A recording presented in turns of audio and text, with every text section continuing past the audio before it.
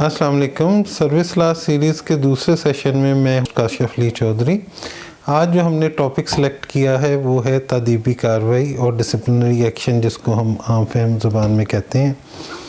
किसी भी अदारे की तरक्की के लिए ज़रूरी है कि उसके एम्प्लॉयज़ जो हैं वो पूरी अपनी तनदही और ईमानदारी से फ़राइज़ जो है सर अंजाम दें, और अगर एम्प्लॉयज़ जो हैं अपने फ़राइज़ पूरे तनदही और ईमानदारी से सर अंजाम नहीं देते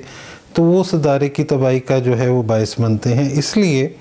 ये ज़रूरी है कि ऐसे अनासर या ऐसे एम्प्लॉयज़ जो कि अपनी ड्यूटीज़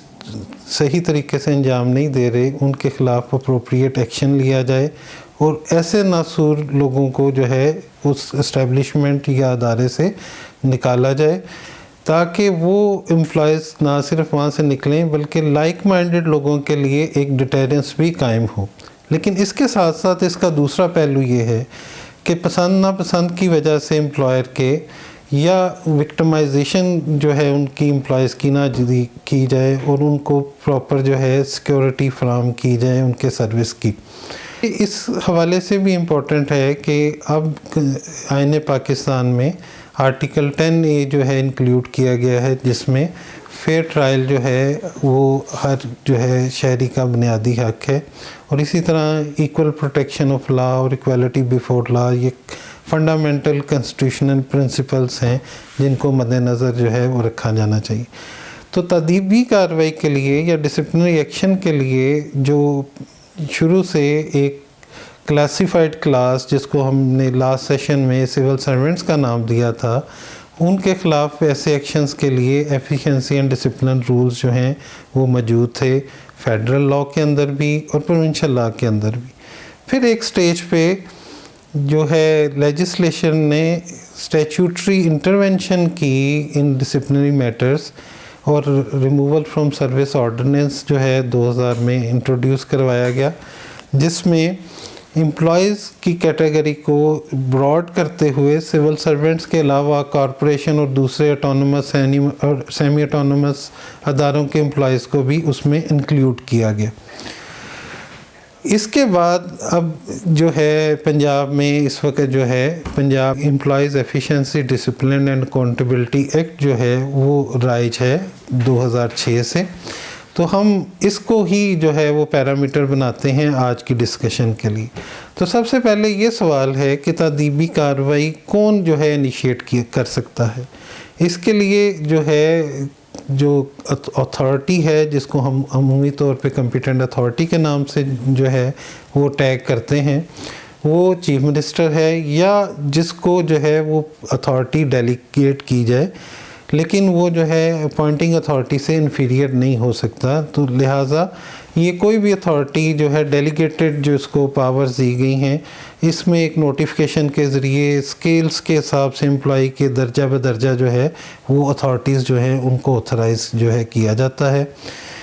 अगर एक से ज़्यादा एम्प्लॉयज़ हों जिनके ख़िलाफ़ डिसिप्लिनरी एक्शन लेना हो, तो फिर ये असूल है कि जो उसमें सीनियर मोस्ट जो है एम्प्लॉई है उसकी जो कॉम्पिटेंट अथॉरिटी है वो तमाम एम्प्लॉयज़ के लिए, उन ऑफिशियल्स के लिए कॉम्पिटेंट अथॉरिटी जो है वो कंसिडर की जाती है। दूसरा, अब ये क्वेश्चन जो है वो आता है कि किन ग्राउंड्स पे जो है वो एक्शन लिया जा सकता है। तो जो लॉ ने रिकॉग्नाइज़ की हैं ग्राउंड्स, उसमें सबसे पहले ये है कि वो अगर एम्प्लॉय इनएफिशिएंट है या he has cease to be efficient. दूसरा ये है कि अगर वो करप्ट है या करप्ट प्रैक्टिसेस में इन्वॉल्व है। तीसरा मिसकंडक्ट है, और लास्टली जो है वो ये है कि सबसर्विएंट जो है एक्टिविटीज़ में अगर जो है वो इन्वॉल्व है, तो उसके ख़िलाफ़ जो है ये ग्राउंड्स अवेलेबल हैं कि डिसिप्लिनरी एक्शन जो है वो इनिशिएट किया जा सकता है। मिसकंडक्ट जो है वो काफ़ी जो है वास्ट टर्म है, उसको जो है कई हवाले से इस डेफिनेशन में जो है वो ले डाउन किए गए हैं उसके पैरामीटर्स। मिसाल के तौर पे अगर उसका कोई एक्ट कंडक्ट रूल्स के अगेंस्ट है तो ये मिसकंडक्ट है, अगर उसकी कन्विक्शन है तो ये मिसकंडक्ट है, एब्सेंस फ्रॉम ड्यूटी है, उसका जो है किसी जो है मॉरल टर्पिट्यूड या जो इस तरह के मामलात में इन्वॉल्वमेंट है, तो ये तमाम चीज़ें मिसकंडक्ट के ज़ुमरे में आते हैं। अब पेनल्टीज़ कौन कौन सी जो हैं वो अवेलेबल हैं लॉ के अंदर पीडा के तहत ख़ास तौर पे। तो इसमें दो कैटेगरीज़ हैं, एक पेनल्टीज़ हैं जो सर्विंग एम्प्लॉयज़ जो इस वक्त सर्विस में एम्प्लॉयज़ हैं उनके अगेंस्ट, और दूसरी कैटेगरी है जिसको फर्स्ट टाइम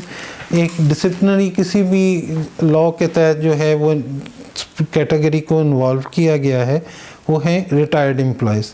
इससे पहले रिटायर्ड एम्प्लॉयज़ के ख़िलाफ़ जो भी कोई एक्शन होता था वो पेंशन रूल्स के तहत होता था, लेकिन पीडा में पहली दफ़ा रिटायर्ड एम्प्लॉयज़ को भी जो है उस कैटेगरी ऑफ एम्प्लॉयज़ में शामिल किया गया है जिनके ख़िलाफ़ डिसिप्लिनरी एक्शन इनिशिएट किया जा सकता है। लेकिन उसमें दो कदगन लगाई गई हैं। एक ये कि रिटायर्ड एम्प्लॉयज़ के ख़िलाफ़ जो डिसिप्लिनरी एक्शन है उसकी रिटायरमेंट से 1 साल के अंदर अंदर इनिशिएट हो सकता है, और मैक्सिमम जो सीलिंग है वो 2 साल की है कि 2 साल के अंदर अंदर उसको कंक्लूड करना है। और अगर ये दोनों जो हैं मिनिमम 1 साल में इनिशिएशन का और मैक्सिमम 2 साल में उसका जो है कंक्लूड करने के, ये दोनों अगर वो बैरियर्स जो है वो फुलफ़िल नहीं होते तो वो प्रोसीडिंग जो है उसके अगेंस्ट अबेट हो जाती हैं, उसके अगेंस्ट जो है कोई पेनल्टी लगाई नहीं जा सकती। ये दोनों कंडीशंस मैंडेटरी हैं जिसको भी सुप्रीम कोर्ट ने अपनी रिसेंट जजमेंट में एलेबोरेट भी किया है। अब हम आ जाते हैं कि सर्विंग एम्प्लॉयज़ जो हैं उनके अगेंस्ट कौन कौन सी पेनल्टीज़ जो हैं वो लगाई जा सकती हैं। इसकी दो कैटेगरीज़ हैं, एक है माइनर पेनल्टीज़ और एक है मेजर पेनल्टीज़। ऑब्वियसली जो ग्राउंड्स ऑफ पेनल्टीज़ मैंने इससे पहले एलेबोरेट की, उसमें बाद एक्ट्स ऐसे हैं जो कि मामूली नौइयत के हैं या इतनी संगीन नौइयत के नहीं हैं, तो उसमें माइनर पेनल्टीज़ जो हैं इम्पोज़ की जाती हैं। और बाज़ ऐसे हैं मामलात जो कि संगीन नौइयत के हैं, उसमें फिर कैटेगराइज जो की गई हैं मेजर पेनल्टीज़ वो जो हैं वो इम्पोज़ की जाती हैं। मुख्तलिफ जुडिशल प्रोनाउंसमेंट्स में इस डिस्क्रिशन को स्ट्रक्चर करने के लिए प्रिंसिपल ले डाउन किए गए हैं कि कैसे जो है वो पेनल्टी इम्पोज़ की जाएगी। तो जो बेसिक ऐसे टेस्ट है वो यही है कि जी जो पेनल्टी है that should commensurate with the misconduct या जो एलिगेशंस हैं उसकी नौइयत के साथ वो कमेंसरेट करनी चाहिए। माइनर पेनल्टीज़ मामूली नौइयत के मामलात या जो इतने संगीन नहीं हैं, जिसमें सेंश्योर है, विद होल्डिंग ऑफ इंक्रीमेंट है, उसमें रिडक्शन टू लोअर स्टेज है, विद होल्डिंग ऑफ प्रमोशन है for specific period. Major penalties ऐसी हैं जो कंपैरेटिवली संगीन नौइयत के मामलात में इम्पोज़ की जाती हैं, वो भी दर्जा बदर्जा उसकी नौइयत को देखते हुए उसमें रिकवरी है पे से या पेंशन से, उसमें रिडक्शन टू लोअर पोस्ट है, आपकी पोस्ट को जो है उसमें for feature of pass service है, रिमूवल फ्रॉम सर्विस है, कंपल्सरी रिटायरमेंट है, और सबसे जो संगीन जो मामलात हैं उसमें फिर आपको डिसमिसल फ्रॉम सर्विस जो है वो उसकी पेनल्टी इम्पोज की जाती है। इम्प्लीकेशन इसकी ये है कि जहाँ पे आपको डिसमिसल की पेनल्टी लगाई जाएगी वो बार करती है आपको किसी भी फ्यूचर एम्प्लॉयमेंट से, जबकि दूसरी जो पेनल्टीज़ हैं रिमूवल फ्रॉम सर्विस या कंपल्सरी रिटायरमेंट वो आपको स्टिग्मेटाइज इस सेंस में नहीं करती कि आप फ्यूचर एम्प्लॉयमेंट से जो है वो बार कर दिए जाएं। तो जो रिटायरमेंट के बाद पेनल्टीज़ हैं उसमें विद होल्डिंग ऑफ पेंशन है, विदड्रॉल ऑफ पेंशन है, रिकवरी फ्रॉम पेंशन है, तो ये पेनल्टीज़ जो हैं लॉ ने प्रेस्क्राइब की। अब ये क्वेश्चन है कि ये इनिशिएट कैसे होंगी डिसिप्लिनरी प्रोसीडिंग, तो उस पर जो है ये कॉम्पिटेंट अथॉरिटी अपने नॉलेज या इंफॉर्मेशन की बेस पे इनिशिएट करती है। इसमें फर्दर 2 तरीक़ाकार जो हैं वो वज़ा किए गए हैं। अगर तो कॉम्पिटेंट अथॉरिटी ये समझती है कि ये मामला इस नौइयत का है कि जिसमें सफिशेंट एविडेंस अवेलेबल है, मटेरियल अवेलेबल है, या जो लॉ ने एक्सेप्शंस प्रोवाइड की हैं, तो summary procedure show cause notice का अडॉप्ट करना मुनासिब है, तो वो शो काज नोटिस जो है इशू करेगी उस एम्प्लॉई को कि विद इन स्पेसिफाइड पीरियड उन एलिगेशन पे अपना वो रिस्पॉन्स दे, और फिर उसको राइट ऑफ हेयरिंग देने के बाद जो है जो मुनासिब पेनल्टी वो समझेगी वो इम्पोज करेंगे, या अगर वो उसके अगेंस्ट चार्जेस जो हैं वो इस्टेब्लिश नहीं होते तो उसको एग्जोनरेट कर देंगे। अब किन हालात में ये समरी प्रोसीजर जो है वो अडॉप्ट किया जा सकता है, तो वो लॉ ने प्रेस्क्राइब किए हैं कि जहाँ पे उस एम्प्लॉय के अगेंस्ट कोई कन्विक्शन है, वो किसी सबसर्वेंट एक्टिविटीज़ में इन्वॉल्व है, या वो जो है सफिशेंट एविडेंस अवेलेबल है, मटेरियल अवेलेबल है, या वो जो है एब्सेंस फ्रॉम ड्यूटी है विदाउट परमिशन, तो इन हालात में समरी प्रोसीजर जो है वो शोकाज नोटिस का अडॉप्ट किया जा सकता है। जहाँ पे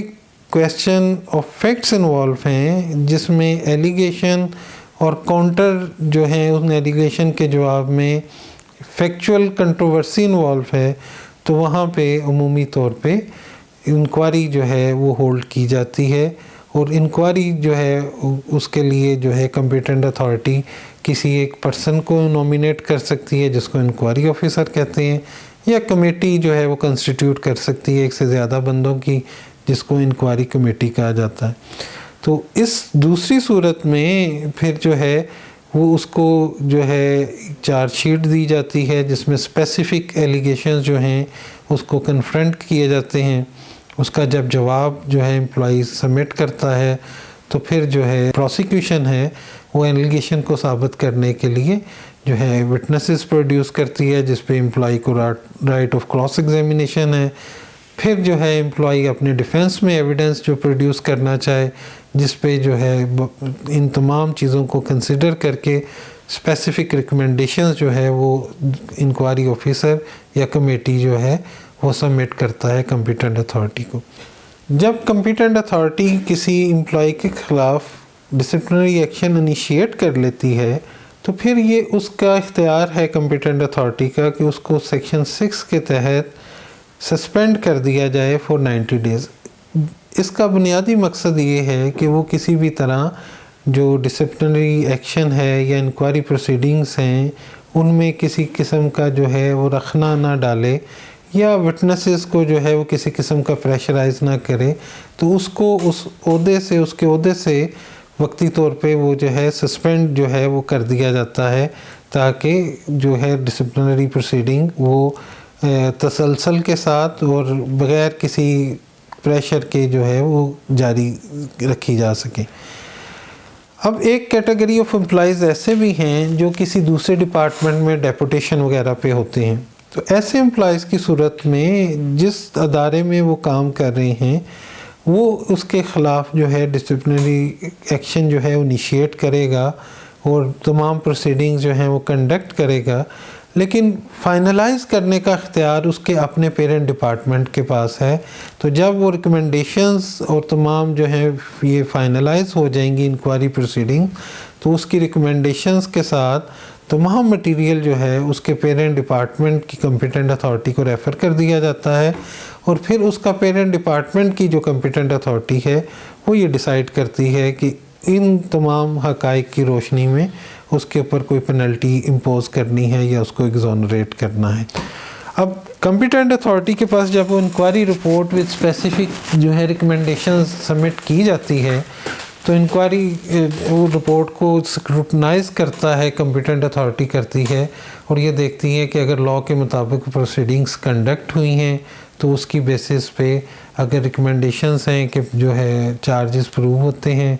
तो वो जो है उसको शोकाज नोटिस इशू करेगी एम्प्लॉई को, और उसके जवाब की रोशनी में राइट ऑफ हेयरिंग देते हुए इसको जो है डिसिप्लिनरी प्रोसीडिंग्स को डिसाइड करेगी। अगर वो ये समझते हैं कि जो प्रोसीडिंग्स हैं इंक्वायरी ऑफिसर या कमेटी ने लॉ के मुताबिक कंडक्ट नहीं की, तो वो डी नोवो इंक्वायरी जो है उसका जो है वो ऑर्डर कर सकता है। ये उसका प्रेरोगेटिव है कॉम्पिटेंट अथॉरिटी का। अब हम इस पे आ जाते हैं कि जब पेनल्टी को इम्पोज कर दी जाती है किसी एम्प्लॉई पे, तो उसको रेमेडीज़ क्या अवेलेबल हैं। तो उसमें जो लॉ है, ये जो आपको मैंने अपने सेशन के शुरू में ये कहा कि ये स्टैट्यूटरी इंटरवेंशन थी इन डिसिप्लिनरी मैटर्स। पीडा को अगर हम पैरामीटर बनाते हुए जो है इसको देखें तो इसमें रेमेडी स्ट्रेच की गई थी सिविल सर्वेंट्स के अलावा जो ऑटोनोमस बॉडीज़ सेमी गवर्नमेंट अदारे या कॉरपोरेशन एम्प्लॉइज से, उनको भी कि वो सर्विस ट्रिब्यूनल में अपील जो है वो फ़ाइल कर सकते हैं।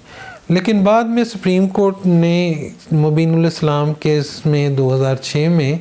और Allama Iqbal open university case में 2010 में ये होल्ड कर दिया कि सर्विस ट्रिब्यूनल्स जो हैं वो सिर्फ़ और सिर्फ सिविल सर्वेंट की अपील जो है वो सुनने के मजाज हैं। तो फिर सेक्शन 19 ऑफ पीडा में अकॉर्डिंगली अमेंडमेंट की गई, और अब जो है अगर वो सिविल सर्वेंट है जिसके अगेंस्ट पेनल्टी इम्पोज की गई है, तो उसकी रेमेडी है वो सर्विस ट्रिब्यूनल जो है वो अपनी अपील फ़ाइल करके उसको जो डिपार्टमेंटल रेमेडी जो है एग्जॉस्ट करने के बाद